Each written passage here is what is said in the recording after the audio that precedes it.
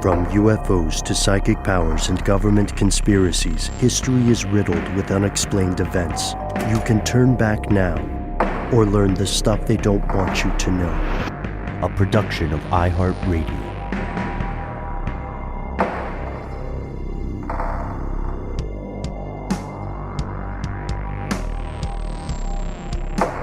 Hello, welcome back to the show. My name is Matt. Our colleague Noel is on adventures, but will be returning soon. They called me Ben. We're joined, as always, with our super producer, Paul Mission Control Decant. Most importantly, you are here. That makes this the stuff they don't want you to know. Tonight, we were just talking about this off air with Paul, Matt. Tonight, we are returning to an unfortunately still unfolding story that recently rocked America and indeed the world. It's a story we've been exploring for years at this point, starting back in 2019 when we asked, who is this Jeffrey Epstein character? Why does it seem he broke the law and got away? It's a question that has some added context now. As we all know, Jeffrey Epstein has passed away, and this evening we are returning with a follow-up. Matt, it's been a long time in coming, and I think maybe we start off by telling everybody tuning in now, please be aware this may not be appropriate for all audiences. But most definitely not appropriate for all audiences. We covered him for the first time in January of 2019, and then he died on August 10th, 2019, which is pretty crazy. Less than a year away from his death when we started talking about him again. This is a weird update because Ben, I don't know about you, I didn't know how much targeted advertising was going to play into this episode about Epstein. Yeah, and well, without further ado, let's get into it, explore that and everything else. Here are the facts. Who was Epstein? We know this. Longtime listeners, you know this. For much of his career, Jeffrey Epstein officially was a financier, a former teacher turned money guy. There is nothing inherently wrong with that until you start looking into the increasingly bizarre circumstances of his rise to financial power, right? He was teaching at this uber posh private school called the Dalton School without a college degree. He did attend college briefly, dropped out. And then there's even, the more you dig, the more weird stuff you find. Some of it kind of tenuous, but a lot of it, in culmination, it makes you think. Like in our past episodes, I believe we talked a little bit about the Donald Barr connection, which is its own kind of bag of badgers. Remember that, the weird sci-fi author? Yeah, that was very strange. Yeah, I remember more the financial connections that seemed to just come out of nowhere. Bear Stearns is a company that a lot of people were talking about a long time ago now in 2024, but they were a major investment bank firm, I guess you would call it, maybe. They're one of these organizations that went down during the giant financial collapse that occurred in, well, the targeted financial collapse in the investment sector that happened in 2008, 2009, I guess. But they were a massive player, and Jeffrey Epstein got in very good with that whole crowd. Mm-hmm. Yeah, and that's somewhat separate, but it's distinct from, but somehow related to his connections with folks like Leslie Wexner. You're absolutely right. After he left the Dalton School, or was fired, let go, however you want to put it, in 1976, he did snag a job at Bear Stearns, multiple jobs. He worked in various roles in the organization, and his bosses always noticed that he had a particular talent for what we would call relationship management. In this context, that means befriending and hobnobbing with VIPs, with very wealthy clients of Bear Stearns. And it's 1981 when he leaves Bear Stearns and begins his own financial company. He does several of these. They go through a number of different names. Check out our past episodes. His firms always had, throughout all the iterations, they always had one thing in common. They cultivated, or you could even say targeted, incredibly powerful and influential clients. Again, nothing inherently weird or wrong about that, because if you have ever worked in investment, you know that the whales are the folks you seek, right? You want those big VIP accounts. Well, and he was aided quite a bit by his partner in both business and crime, Ghislaine Maxwell, who was a socialite in her own right.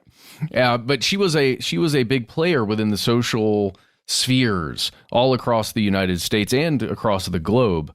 And, cultivating these kinds of clientele, I have no doubt that she played a large role in that. Mm-hmm. And we brought receipts.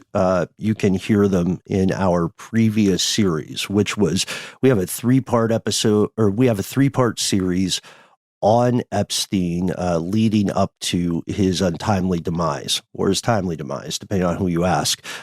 Long story short, his career seemed increasingly less focused on the day-to-day business of growing money, because that's what a financial company is, basically. It's like a money farmer. And his career seemed more and more focused on things that we could call blackmail and things that are crimes like sexual abuse and human trafficking.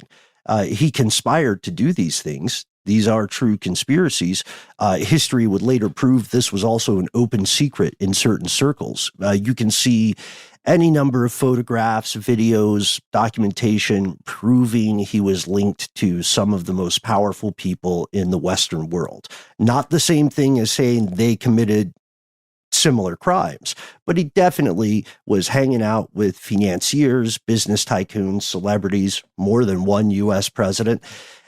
And it seemed set to continue until 2005. Police in Florida got a report from a local parent that said, hey, this Jeffrey Epstein guy living in Palm Beach sexually abused our 14-year-old daughter.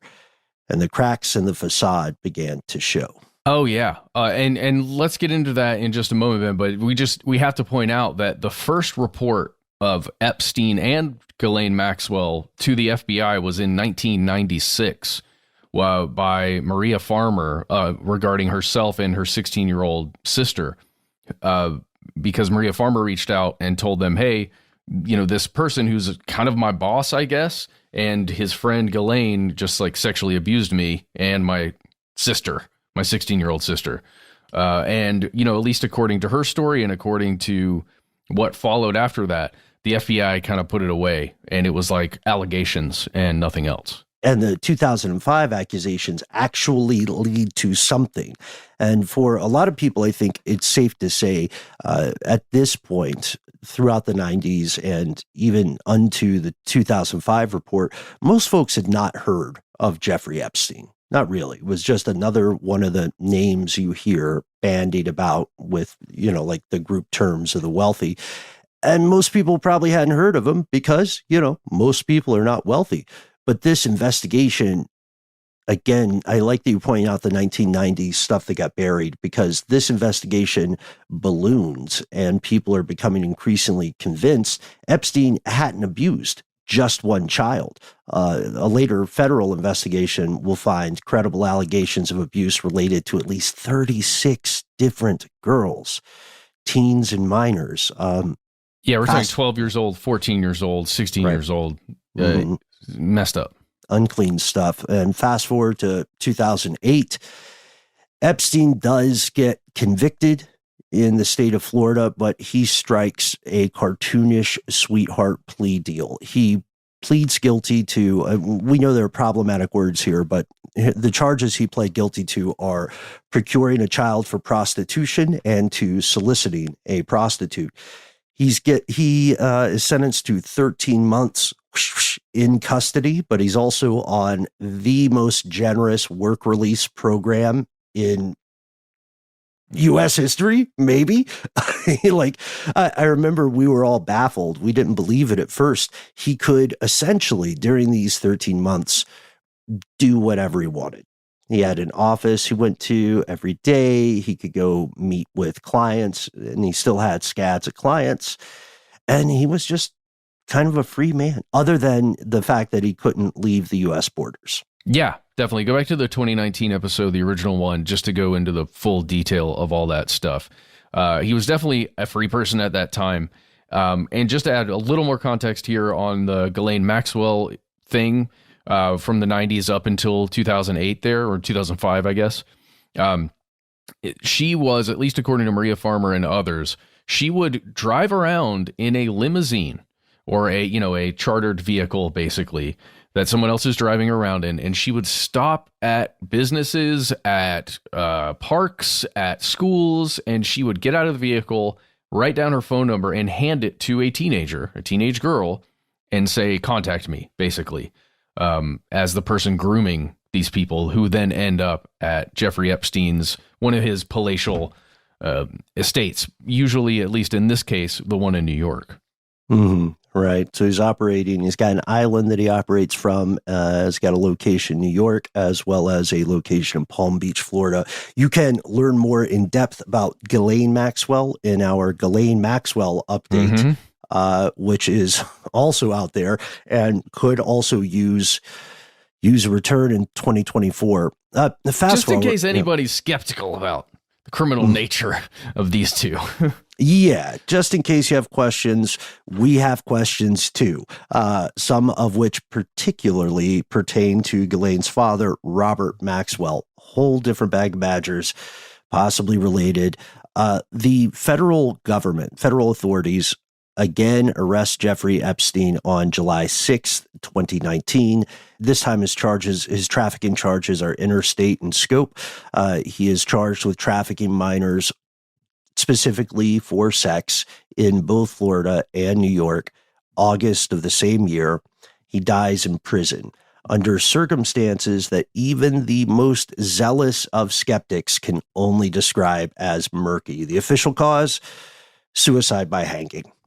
But yep. And we have a whole episode on that too, by the way. We do. Yeah. Check out that one is Epstein 3, Suicide and the Autopsy War. Look, the suicide conclusion, which was reached by the medical examiner of the time, it's a conclusion a lot of people still don't accept today. Like the official story of what happened to JFK, right? Epstein's own lawyers thought it was BS. And then just a year later, less than a year later, actually, Ghislaine Maxwell is arrested in July of 2020, charged and convicted of similar crimes. She is in prison in Tallahassee tonight as we record. That is correct. The big difference for me between the JFK assassination and, the death of Jeffrey Epstein is that we have film of JFK's assassination. We have a ton of witnesses who the saw cameras it happen. were working. Yeah. And with Epstein, the cameras were not working, and we have really zero witnesses. But what about the security guards, you might be asking? Well, again, check out the episode. In the wake of this, I think we can all agree this guy's a villain, right? Sure. In the wake of his passing, further investigations didn't really answer a ton of questions. They led to more questions. And even now, 2024, in the years after his death, the public continues to wonder, did he have dirt on people? If so, whom? Will we ever learn why he spent so much time engaging in human trafficking? He didn't need the money at this point, right? He was a proven multimillionaire. If he was indeed trafficking underage victims to powerful patrons, what did he want in exchange for these services? Who exactly was in his proverbial little black book? We're going to pause for a word from our sponsor, and we'll dive in.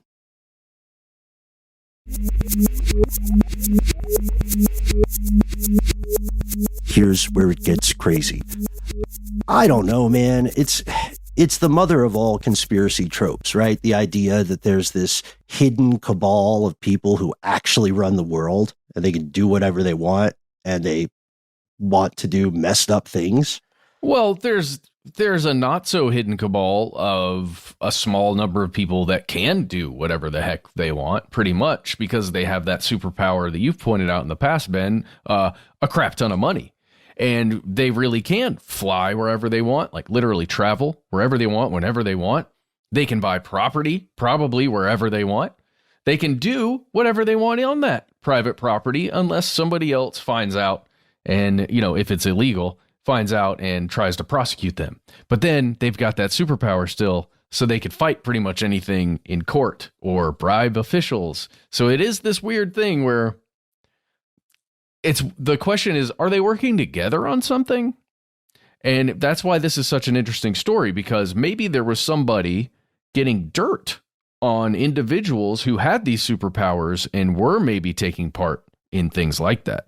Yeah, the main way you get in trouble in this strata of society is by doing something bad to your socioeconomic peers, right? Yeah. Because Bernie never made off with the money, really. He got popped because he wasn't stealing from poor people. Let's be honest.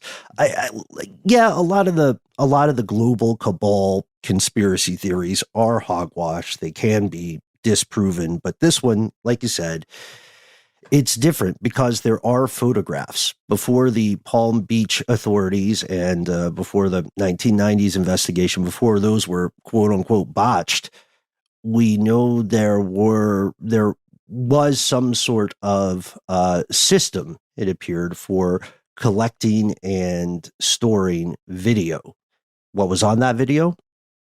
We, the public, still don't know.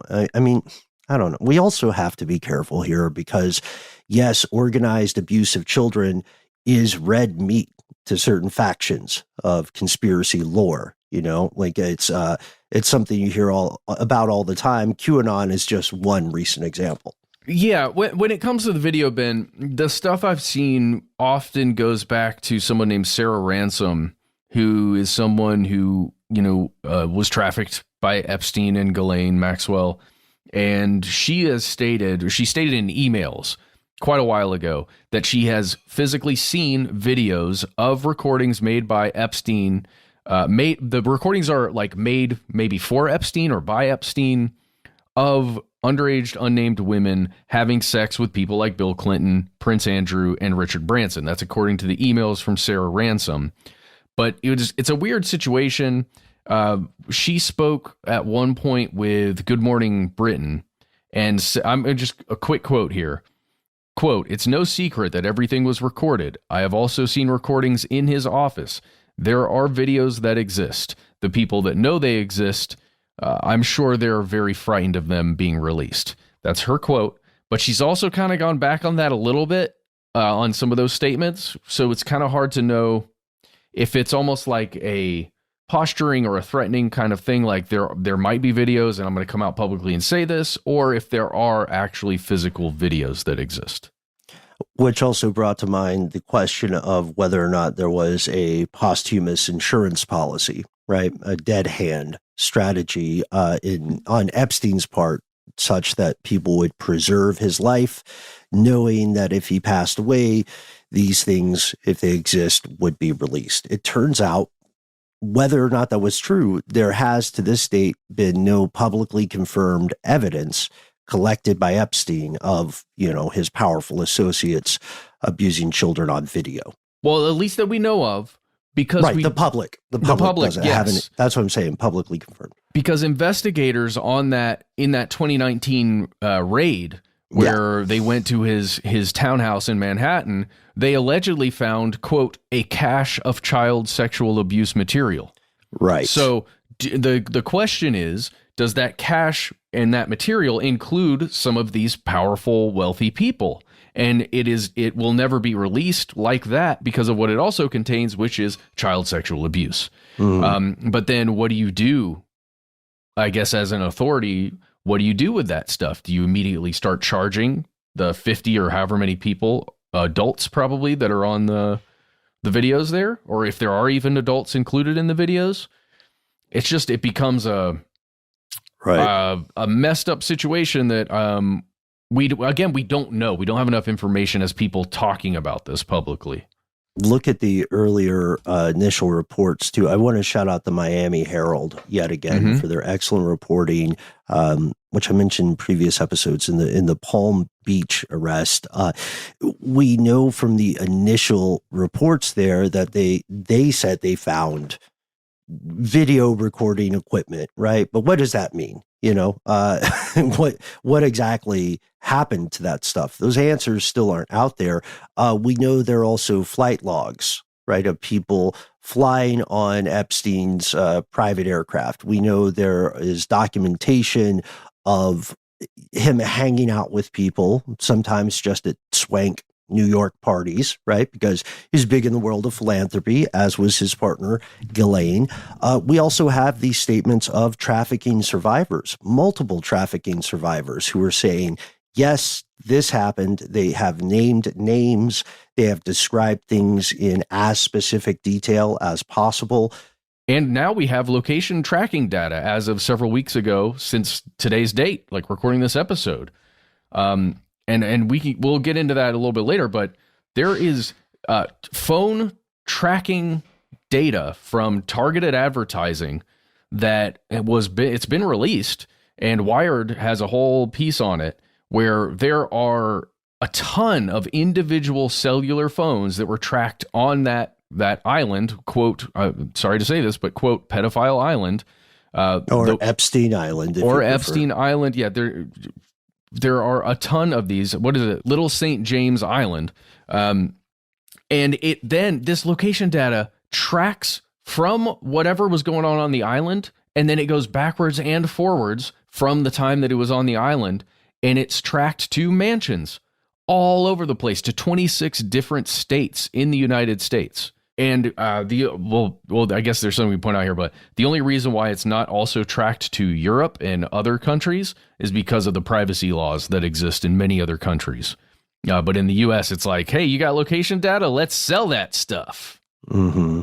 And, the question haunted people in the wake of Epstein's death as the court cases and the investigations still wound their way through various processes. The question was this: if these powerful people, many of whom still hold positions of enormous influence, if any of them are actual child abusers, does the public not have a right to know? I mean, the accusations, though, if true, they would be fundamentally explosive. This is not a political right versus political left thing either, because we said more than one U.S. president was messing with Epstein. Yeah, Trump and Bill Clinton, famously not on the same side of most issues. But they were cool with this guy at one point or another. And then, of course, there was the member of the British royal family, Prince Andrew, who apparently does not sweat. Or allegedly. Did not sweat at the time due to his alleged medical condition. The public was outmoneyed, but not outnumbered. They demanded more information. And that's where we get to tonight's, like the beginning of tonight's big update. It was December of last year, 2023, when U.S. Federal District Court Judge Loretta A. Preska ordered the public disclosure of the identities of more than 150 people mentioned in this just library's worth, or novel's worth, of court documents related to Epstein. It was mind-blowing, man, because it was January 3rd of this year when 900 pages of mostly unredacted documents got released on a Wednesday. The next day, a second batch of documents is released. That's January 4th. January 5th, a third tranche of documents comes out, and there's still more in the days that follow. There are like 184 people listed as J. Does in this, starting John Doe, that stands for. A small number of these names are the names of minors or victims of trafficking and assault. And in her ruling, Judge Preska said, we're not going to release the names of those child victims. Yeah, that's a good thing. Did they actually release the full list? Like it actually came out? They've released a lot of stuff, but the problem is we don't know if that's the full list. What we're seeing is they've released the names of people who have been mentioned in some way in the court proceedings and in the documentation that informs those proceedings. But as far as like a legendary little black book, similar to, Heidi Fleiss or something, you're not going to find a copy of something like that, not in the public sphere.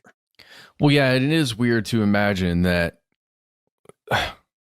finding the line between his business dealings, right, that may actually be above board with an individual, right? Or not above board, but may not have anything to do with this. What if that person's name is inside that black book because of a business thing or whatever? Just we're talking about his like Rolodex maybe, or his whatever it is. Maybe that one there's one or 100 innocent people completely not touching any of the gnarly stuff that he did, but then there's other people in there that were, and I think proving that is such a difficult thing, especially when you've got witness statements as some of your primary documentation, right? Some of your primary evidence, having to prove it, proving that Prince Andrew, a royal person, did these things. It's a tall milkshake, I think. Again, when it comes to the superpowers that somebody like a Prince Andrew has when it comes to money and influence and all that stuff. Yeah, folks, think of it this way. Let's say you are a pretty successful drug dealer, right? Let's say you're a street level drug dealer.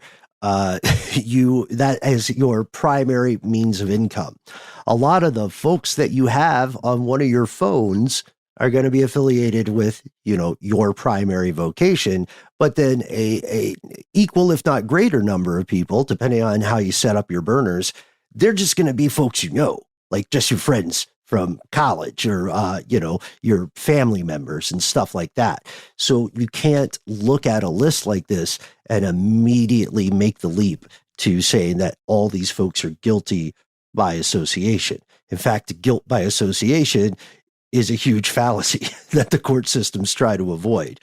So even though it is very tempting, I think, to hear about a famous person on one of these lists and say, well, I already didn't like the guy, so I know he's guilty. Even though that is tempting, that's not how the law does or should work. Agreed. Well, and think about the public perception. If there was one attempted prosecution of somebody and it turned out that person, or they could not prove that person had anything to do with it, and they fail in court to actually prosecute, right?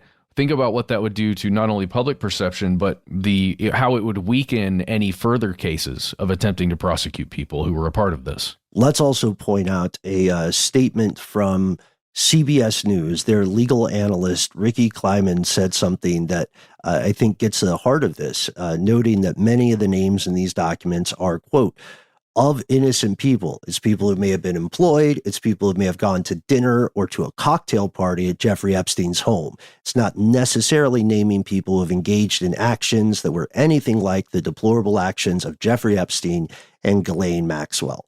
Think of everybody you have met in your life up to now. Imagine if any one of them committed a crime and you were listed as someone who knew, met, or was in the same room as them at some point. Do you think that makes you automatically guilty? I hope not, because like most of us, I've met a lot of people.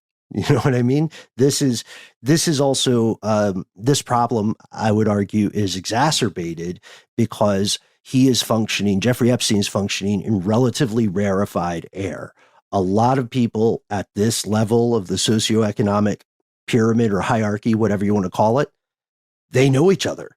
They have a lot of stuff in common. Of course they were going to run into each other. I mean, even all the US presidents, even the ones who don't personally like each other, they hang out. They know each other. They kick it because they have so much in common with each other despite their differences. And that's kind of what happens when you get to a certain level of finance. Yeah, it is true. Should we just go over some more of these individuals? Yeah. Oh, yeah. They're not all really named J. Doe. No. That's kind of a moniker. We talked about Prince Andrew, who for a brief moment looked like he was going to get in some kind of actual trouble, what normal people would call trouble. There's a really interesting article you can read called "Could Queen Elizabeth Have Stopped Prince Andrew's BBC Interview from Airing?" That was published, I think, today or yesterday, as we're recording this on April 14th. And it's in Town and Country magazine. And it is a very interesting just concept of like, could the Queen back in the day when she was still alive, could she have prevented Prince Andrew from actually going on the BBC and talking about this? That whole like sweating thing, remember? Mm-hmm. Yeah, it's like is the legal framework there? Exactly. prevent it. Exactly. Yeah. But it's just interesting context in that if you want to jump through that. And before we move on, Prince Andrew is a whole other story. He did settle a lawsuit with his primary accuser, while the entire time denying any involvement or having ever met her or anything like that. His attorney said, quote, Prince Andrew regrets his association with Epstein and commends the bravery of the survivor, Virginia Giuffre, and other survivors in standing up for themselves and others. Wow. I don't like it. Yeah. No, don't like it very much either. Let's just go ahead and talk about Bill Clinton. Let's do it. Let's get it out of the way. Famous amateur saxophonist Bill Clinton. Yeah, governor of Arkansas, who didn't know anything about what was going on in Mena, in the airport there with the drugs and the CIA, and didn't know anything about, what was the other scandal? Factor 8, exporting hepatitis and HIV around the world. Yeah, he had no idea. He had no idea that, what was going on with Mr. Epstein and Miss Maxwell. He just didn't know. No idea. He was like, I'll take a free jet. You know what I mean? A free jet ride, I should say.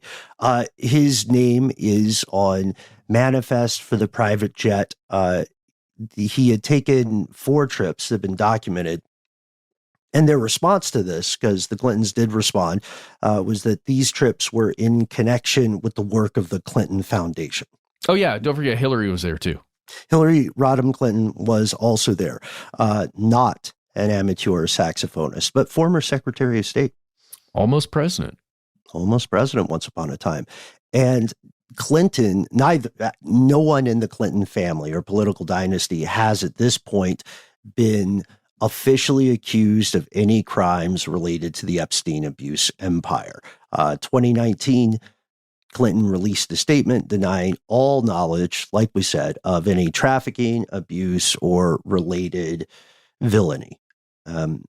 As far as the mechanics of willful ignorance or the ins and outs of plausible deniability, that is, I think that's up for philosophical and legal debate, is it not? It is, most certainly. Oh, but he's not the only president, as we said. Fans of Home Alone 2, Lost in New York, you probably remember Donald Trump. He's, I would say, most famous for his cameo in that film. He was also president for a time. He is currently busy in court for a totally different thing. I don't know. It's financial, right? The accusation. So maybe that's New related. York, Manhattan financier guys doing what they're doing. Yeah, who knows? Seems like there was definitely something going on there. Whether you're a fan of him or not, it kind of doesn't change the fact that he's also seems to be pretty involved. Yeah. And of course, there were, again, it's the kind of thing where if you do or don't, if you already dislike someone, when you hear them associated with something like this, you can immediately and easily make a logical jump. Oh, sure. Even when that's not necessarily founded. I will say you can hear and you can see video of Donald Trump dancing with Jeffrey Epstein. You can see that they are talking about each other in public in very friendly terms. Donald Trump has a quote that did not age well about Epstein. Do you remember that one? Oh, no. What was that quote? In an article published in New York Magazine on October 28th, 2002, it's called Jeffrey Epstein, International Money Man of Mystery. And in this article, the reporter speaks with Donald Trump, and Trump says, I've known Jeff for 15 years. He's a terrific guy. He's a lot of fun to be with. It's even said that he likes beautiful women as much as I do, and many of them are on the younger side. No doubt about it. Jeffrey enjoys his social life. Hey, you could also find numerous images that have been taken over the years with Donald Trump and Jeffrey Epstein posing together, looking real chummy, hanging out. And remember, yeah, Epstein had that Palm Beach thing. Where is Mar-a-Lago? Uh-oh, really close. So anyway, there's that. There are also numerous pictures, social pictures of at least Bill Clinton with Jeffrey Epstein. So if you ever like thinking, man, this is all BS, these guys are full of it, like, maybe, because a picture of someone hanging out socially with another person, maybe that's absolutely nothing. Maybe it's literally a business meeting. It could be that. It could. But I don't know, when you put it all together and their names get released in a list the way these guys were, the dots have been connected. Also, people are not stupid. Most people, again, I know this sounds naive, but I believe fundamentally that most people are incredibly intelligent, especially when given the opportunity to digest information and the access to information. So picture it this way, folks. What if you have a really wealthy friend who just happens to live in your neighborhood, right? He's inviting you over to parties because he's a neighborly dude, but often he says, oh, hey, hold up. I'll see you later. I got to go get a massage. At some point, you have to wonder, how often does this guy get massages? You know what I mean? Even if you're totally not involved in anything else, right? If like, I don't know, man, it seems kind of hard to ignore. If he asks you to get a massage, raise your hand and be like, no, thank you. No, thank you. I appreciate the gesture, but I am out. Oh, other people got accused. Michael Jackson. Oh, and David Copperfield. That's a deep cut. Remember him? The illusionist? Yeah. I do remember him. I remember Empire State Building. Yeah, I think he's still active in Vegas. I feel like I remember seeing signs for Copperfield in Vegas while we were there last time. It's weird, yeah. Because celebrities and acts that you would have thought are long retired, often they just went to Vegas. Yep. You know, I mean, maybe that's the excuse we should start giving kids when a pet passes away. Fluffy is fine. She's just doing her residency in Vegas. Oh, we've been doing this for well over a decade. Is that where we're going to end up soon? Are we going to end up in Vegas? Oh, man. It's the stuff they don't want you to know. We're just in a like darkened corner in a casino somewhere and at 7 p.m. every night. Right, yeah. Welcome back to this evening's episode of Stuff They Don't Want You to Know. We've got a tiger now. We'll do to jazz up the show, we'll just use all the leftover props and accoutrements from acts in the past. Oh, that's right? great. That's great. That's great. We'll get them to drop by. We'll check on whichever Osmond is still in action and just have them like walk on stage. Like, hey, there's one of the Osmonds. Dude, it writes itself. It writes itself. Agreed. And these depositions, speaking of writing, they seem kind of damning too. In the David Copperfield situation, one of the survivors of abuse is asked, did Copperfield, meaning David Copperfield, ever discuss Jeffrey's involvement with young girls like you? To which the person responds, quote, he questioned me if I was aware that girls were getting paid to find other girls. Going to the networking aspect, because you mentioned Ghislaine Maxwell searching for people who fit this demographic of abuse. They would also offer to pay girls to bring their friends over and to bring them into the trafficking. It's just dirty stuff, man. I guess we should also point out, I hate that it's true, but it is important for us to note, because of the heinous and unclean nature of this conspiracy, there were opportunists who would Photoshop or construct fake images that appeared to have somebody next to Ghislaine Maxwell or Jeffrey Epstein. And it became pretty difficult to suss out which of those were true and which of those were fakes. And all we can say is, thank goodness this happened before the huge advent of the deep fake. Oh, yeah. Well, there are also non-credible accusations coming out all the time. There was one really recently involving Disney, something crazy. It made the rounds on TikTok, and the headline was that Disney is buying Epstein's island and they're making a theme park on it, which is just, not happening at all. That was put out by a satire parody site, which, so many things that get circulated on social media now originate either as satire or parody. Somebody shares it without context. I'm assuming because they don't know, like, and maybe an older person who doesn't know how the internet works. So they just post it, and then somebody else sees it and is like, oh, what? Oh my God. And then they start posting. But yeah, that, at least as of right now, doesn't appear to be true.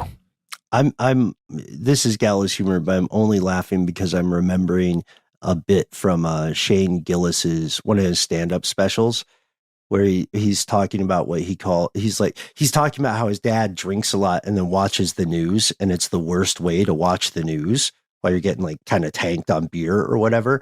And so he's dozing off and he hears some news like rockets are being fired in the Middle East. And he's like, huh? What's going on there, man? What?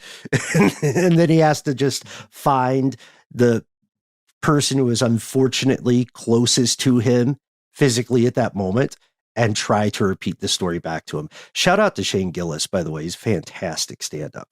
Oh yeah, very interesting fellow. A lot of people find him super controversial. I don't know. I think he's I don't know. I don't know much about him, to be honest. I saw 2 stand-up specials, I want to say, but apparently he made some. I think he was on Saturday Night Live, but he did some really out-of-pocket stuff. Well, stuff that people are offended by, but again, like, he's a comedian. He got hired to host SNL. He said some stuff. Maybe you don't like it. Maybe you do. I thought it was funny. All right, there we go. Speaking of segues, let's go back to the horror show that is this list. You can read kind of a dubious who's who of famous people on these lists or pulled from these court documents. Again, there hasn't been a publicized, comprehensive, like smoking gun, little black book. I, Jeffrey Epstein, am writing this, and here's the list of people that did evil stuff. What you can see is, again, all just pulled from these court documents. And in January 2024, writing for The Independent, Alex Ross and E.O. Dodds published a pretty extensive list of like globally notable figures, including Alan Dershowitz, a lawyer and a media pundit. He's listed as being in close association with Epstein. He's been accused of participating in this trafficking or in the abuse of children. But the question here is a little different with this guy because, Matt, we both know he represented Epstein as his legal counsel. You would naturally hang out with your clients as legal counsel, right? Sure. That's your job. Well, yeah, some attorneys will not socialize with their clientele in that way. That's what I mean, but like in a business meeting sense. Yes, you will have those all the time, right? Even if it's nowadays, if it's just remote, you're going to have these meetings all the time. But when you're in those circles, I keep calling them superpowered circles, like those kind where you exist on that elevation. I imagine that those social interactions are probably higher. Yeah, you're hanging out and you're grilling tigers, you're wearing your snow leopard assless chaps or whatever, and then you're drinking the adrenochrome and you're like, have we lost touch with the common man? Well, we talked about how most of that stuff's not real, but the stuff that is real is the folks hanging out at the country club, right? Grabbing, a couple of holes at the golf course or hanging out at a restaurant that most people can't get into. Yeah, Bohemian Grove is real, but I want to go back to this too, man. Are you telling me you don't think at least a few millionaires have eaten tiger? Yeah. Sure. Statistically. Yeah. At least a few. Come on, man. They might not have a regular day of it, but they did it. I just feel bad for the personal chefs or whoever's having to prepare it. That's awful. Yeah, I feel bad for the tiger, but yeah, the chefs as well. I mean, look, there's also, we talked about this too. There's Leslie Wexner, the tycoon of Victoria's Secret. He has a long-running association with Epstein that paved the way for the launch of his financial empire, and their real estate dealings get very shisty very quickly. And then there are other honorable mentions. Matt, before we go to an ad break, is it cool if we just laundry list off a few more people who have been mentioned in these court documents? Sure. There's Leo. Leo was in there. Leonardo DiCaprio. Yeah, there was Richard Branson, which is weird because he has his own airline. Al Gore. I did not expect Naomi Campbell to be on there. Surprise for me as well. Honestly, I guess Bill Gates should have not been a surprise because he's so wealthy. I don't know. And then like other sleeper, I hesitate to call them sleeper hits, but like Kate Blanchett, Heidi Klum. I'm not plugged in. Klum. It's Klum. And then Chris Tucker, which really bums me out. Yeah, I loved Friday. Well, yeah, just really, that's upsetting, Chris, if you're really on there and that's what happened. Former Prime Minister of Israel, Ehud Barak, Kevin Spacey, Stephen Hawking, the list goes on. We're going to pause for a word from our sponsor, and we'll dive into more of these allegations.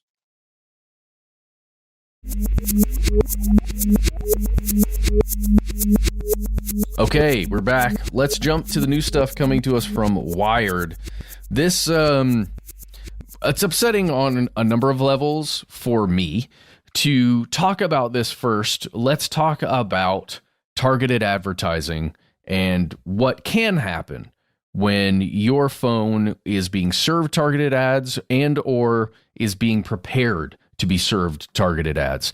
This is from a Wired article titled Jeffrey Epstein's Island Visitors Exposed by Data Broker, published on March 28th, 2024. You can find it right now.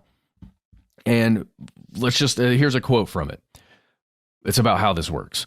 Before a targeted advertisement appears on an app or a website, phones and other devices send information about their owners to real-time bidding platforms and ad exchanges, frequently including users' location data and other personal information about them, or sometimes low-level personal information. It depends often on basically what you've allowed your carrier to track and send.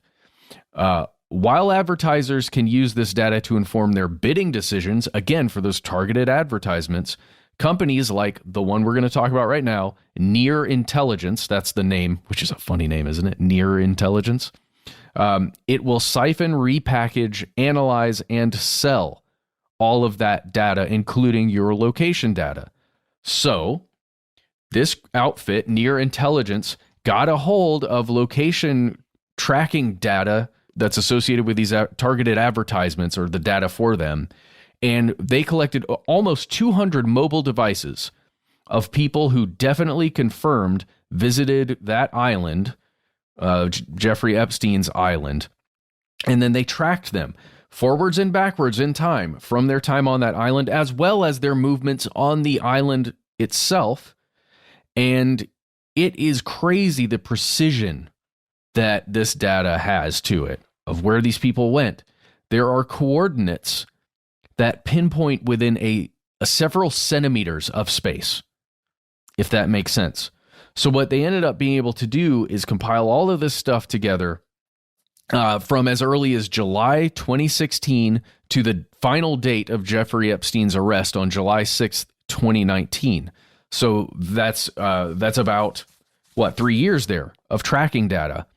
And they tracked it to individual homes, to mansions, to, here we go, let's see, to 166 locations throughout the United States before and after they visited Little St. James Island. There are 11,279 coordinates that were then, they were tracked and then were obtained by Wired and written about. It also points to Ukraine, the Cayman Islands, Australia, and again, as we mentioned previously, Europe was not shown in any of that tracking data because of their privacy laws. This is just very crazy. 80 cities. 80 cities in Florida, Massachusetts, Texas, Michigan, and New York at the very top. Yeah, in terms of like frequency of travel. Yeah, and you can also cross-reference some of that with like flight plans, but this is a higher fidelity of accuracy, I would say, if that's not too redundant. And we we know there are more questions out there. It's so creepy that this news had somewhat faded into the background a lot of times, right?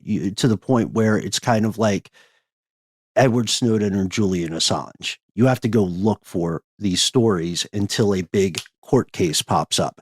It might surprise a lot of us listening tonight that there has been very little in the way of additional prosecution against or investigation into individuals other than Ghislaine Maxwell and Jeffrey Epstein. There has been a lot of chatter, a lot of real-time conspiracy folklore formation, tons of rumors. There's another thing that stuck out to me in that December 2023 court order revealing the names of these various J. Does. The judge, Preska, said the following, quote, "The people whose names are to be disclosed, including sexual abuse victims, litigation witnesses, Epstein's employees, and even some people with only a passing connection to the scandal, have until January 1st to appeal the order." This essentially gave anyone in the documents 2 weeks, 14 days, to appeal a decision to name them publicly. So we still have to wonder, were there people who had their legal team on the ball and just said, hey, keep me out of it? I mean, some people clearly took something like a nothing to hide kind of stance, like the Clintons are on record, not attempting to erase their names and also providing a public statement. I don't know, man. The back and forth, sometimes the internet gets so abstract that it feels as though people are forgetting these crimes are real things and they happen to real people who survived and carry that trauma. I wish we could say there was justice. And I guess there is justice of a sort. Ghislaine Maxwell is locked up. We know Epstein did not act alone. And if there was a larger child abuse network at play that was, very active and organized, then what happened to the rest of them? Why aren't they in court? I think this is why I'm bringing up that data from the location tracking, because we actually have the information now.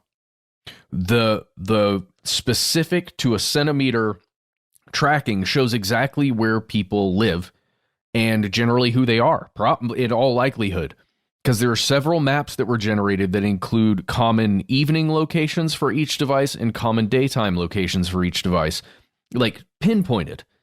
The problem is Wired is like, they've reproduced several images of the maps, but they're super generalized, because if you actually looked at the tracking data for an individual device, you could say, oh my gosh, this is speculating, but that is Bill Clinton's phone. That's his place of residence. And that's, here is where he was on this date and all this other stuff or whatever for an appearance. And you could, I think a law enforcement would have to come through and take that data and have to have a reason to use that data to try and,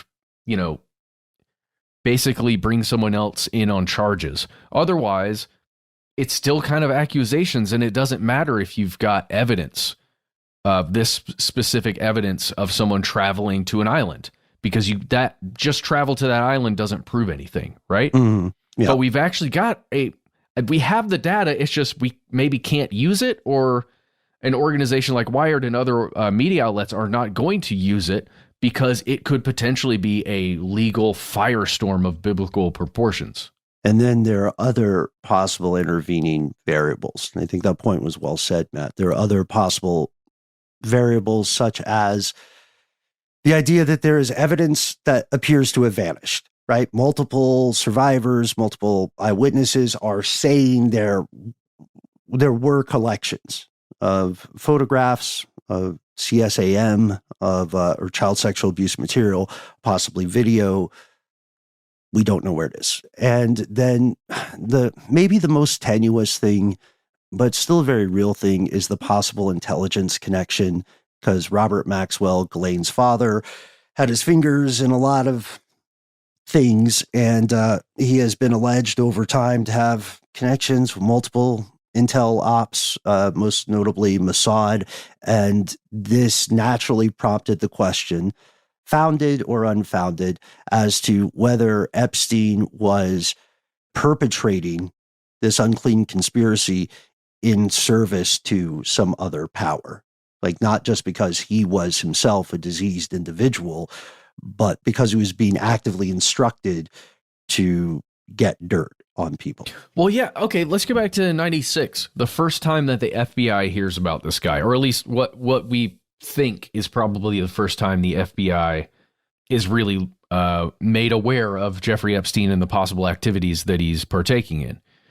Do you think that is even though nothing happened, right? There was no investigation, nothing happened because of those allegations. Do you think there's a possibility that someone within the FBI was alerted because of his status in society in Manhattan and was potentially reached out to? Or maybe, I don't want to say the FBI would threaten anybody, but you might, strike up a conversation with somebody at a very high class bar and just say, "Hey, Jeff, heard you get into X or whatever," and then just lightly threatened him and got him to start working for them.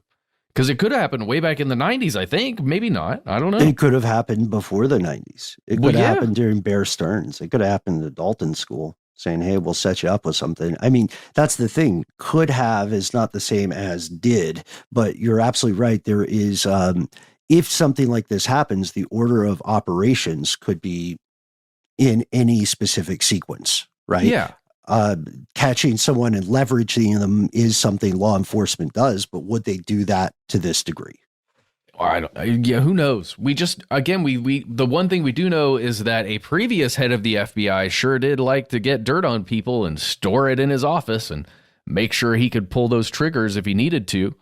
Old Hoover himself. I mean, it's just a real thing. And I don't think he was the last head of an intelligence agency and or a very powerful organization like that would be interested in having someone like Epstein functioning to bring in these powerful people, get dirt on them, and then have some kind of either real or perceived control over them. Right. Yeah, absolutely. And neither, if that happened, this would not be the first, would also not be the last. This stuff continues, and we can't wait to hear your thoughts, folks. One thing that we always want to end on when we're talking about this sort of stuff, to be very clear, when we're bringing up these questions, exploring these crimes and the possible connections, we are in no way downplaying, dismissing, nor ignoring the very real trauma suffered by victims. If you take nothing else with you from this, listen closely, please. If you or someone you know is a victim of trafficking, do not hesitate to reach out to the authorities. If you are in a situation where you think local authorities may be corrupt, remember, in the U.S. and abroad, there are national level resources to assist you. Here in the U.S., you can contact the National Human Trafficking Hotline. You can leave an anonymous tip at their website, humantraffickingonline.org. You can also contact them at the following number, 1-888-373-7888. Again, that's 1-888-373-7888.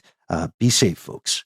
And we're going to, unfortunately, have to continue following this and updating it. Matt, I'm right there with you. I hope that the data broker information leads to more answers, because the deeper we dig, it just seems we're finding more questions. Oh, yeah. Well, in that company, Near Intelligence, the one that collected all that location data, or at least bought it and used it and then released it, they are under crazy scrutiny, crippled by debt. There's all kinds of stuff going on. Even U.S. senators like Ron Wyden are trying to launch investigations into that company right now for, geofencing sensitive location data and all this other, which again is a whole other subject, right? That's a whole episode, probably just talking about how data brokers use location data for targeted advertising. We've talked about targeted advertising before as a whole, but that is a problem. That is a real problem when it comes to privacy, which is, what is the thing you always say about privacy, Ben? Privacy as a modern concept is kind of a fad. It's very much an endangered species. Your privacy is eroding bit by bit as you listen to this episode. And we're not going to be part of the grift, obviously, but we do want and need your help. Oh, for sure. We do. You can reach out to us a bunch of ways. One thing I would recommend before you take off, read the Vanity Fair article that was written in 2003 by Vicky Ward. It's titled "The Talented Mr. Epstein," and it really goes into his life and his connections with these billionaires, multimillionaires, flying them around on his 727 and all of his socialite life stuff before he was known to have done anything, at least publicly.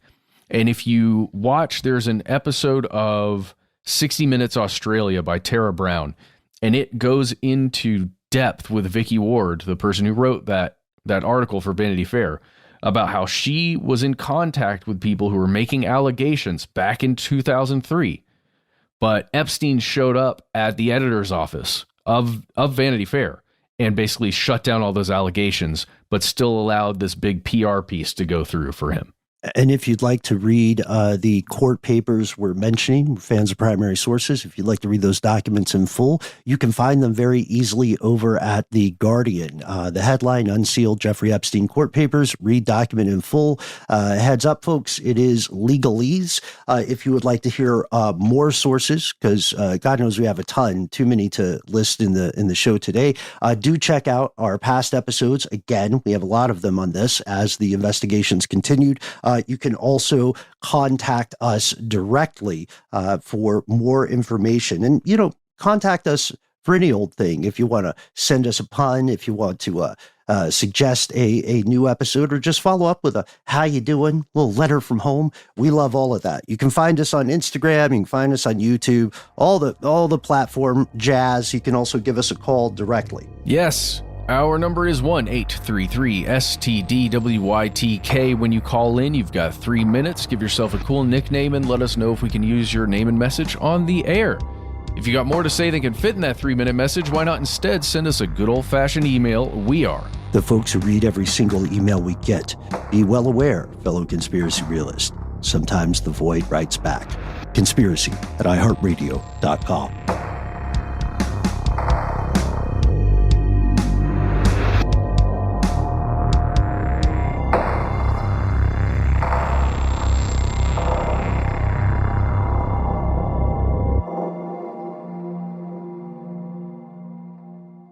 Stuff They Don't Want You to Know is a production of iHeartRadio. For more podcasts from iHeartRadio, visit the iHeartRadio app, Apple Podcasts, or wherever you listen to your favorite shows.